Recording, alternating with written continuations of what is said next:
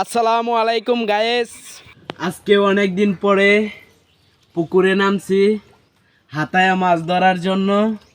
তো ছোটবেলায় পুকুরে পানিও কম ছিল, তো ছোটবেলা হাতায়া মাছ ধরতাম। হাতায়া মাছ ধরার কিন্তু মজাই আলাদা। পুকুর থেকে হাতায়া মাছ ধরলে অনেক ভালো লাগে।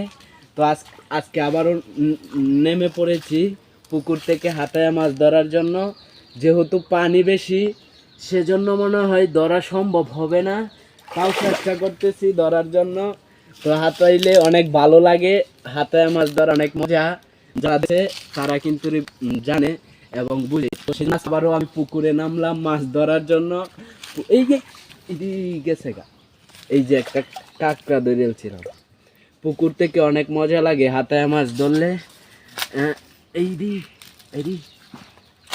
একটা তো ধরেই ফেলছিলাম। পুকুরে পানি বেশি, সেজন্য ধরা একটু কষ্ট হয়ে যায়।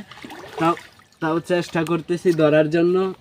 তো বাড়িতে আসছি, সেজন্য পুকুরে নামলাম মাছ ধরার জন্য।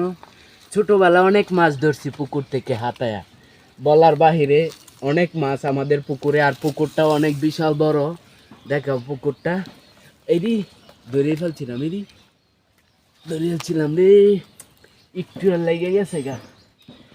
পুকুরে আগে ছোটবেলা চুঙ্গাও ফেলাইতাম, চুঙ্গার থেকে শিং মাছ, কই মাছ, মাগুর মাছ এগুলা ধরতে পারতাম। তারপর এগুলা আমাদের পুকুর খোদা